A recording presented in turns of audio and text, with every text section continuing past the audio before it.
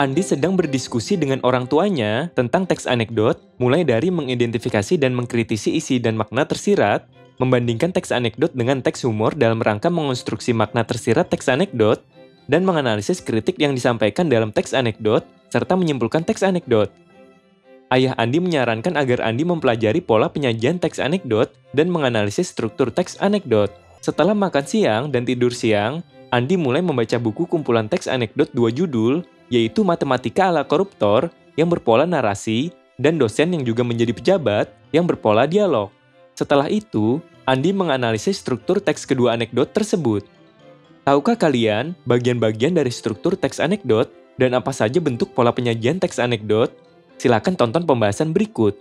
Struktur teks anekdot adalah sebagai berikut. Pertama, abstraksi, bagian awal dari teks yang berfungsi untuk memberikan gambaran yang jelas mengenai isi.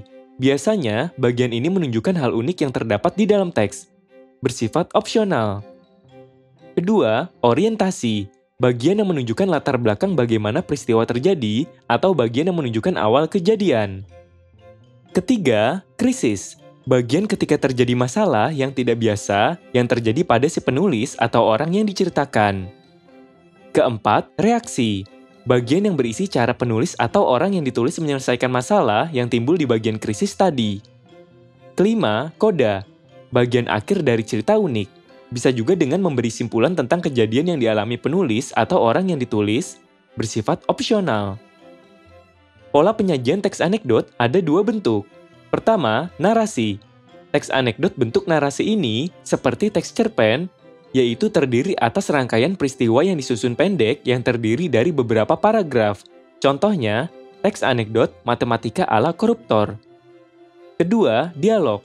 Teks anekdot bentuk dialog ini seperti teks drama, yaitu menggunakan kalimat langsung setelah nama tokoh yang dibatasi tanda titik 2.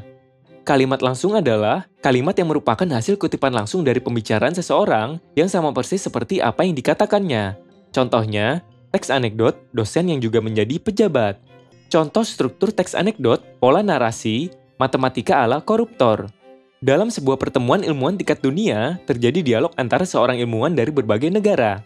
Bagian ini terdapat pada struktur abstraksi. Mengapa kasus korupsi di negara Anda cukup tinggi? Tanya seorang ilmuwan kepada ilmuwan dari salah satu negara. Terdapat pada struktur orientasi. Itu karena orang di negaraku umumnya pintar matematika. Mereka pintar mengalihkan, menambah, untuk kemudian mengurangi dan membagi. Jawab ilmuwan kedua. Terdapat pada struktur krisis. Tapi banyak juga tuh koruptor yang ditangkap dan diadili. Oh iya, mereka yang diadili umumnya punya kelemahan, yaitu kurang pintar membagi. Terdapat pada struktur reaksi. Mereka yang tidak tertangkap bukan berarti tidak korupsi, tetapi mungkin mereka lebih pintar membagi. Oh begitu. Terdapat pada struktur koda.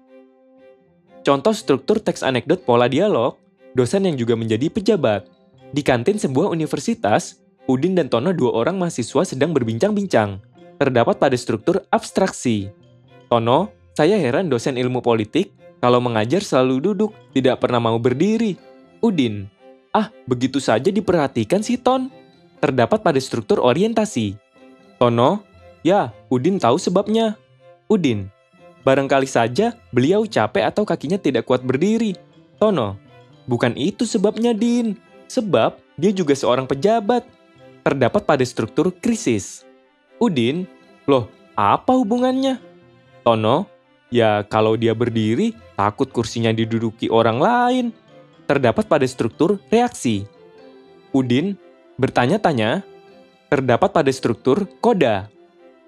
Struktur teks anekdot terdiri atas abstraksi, orientasi, krisis, reaksi, dan koda.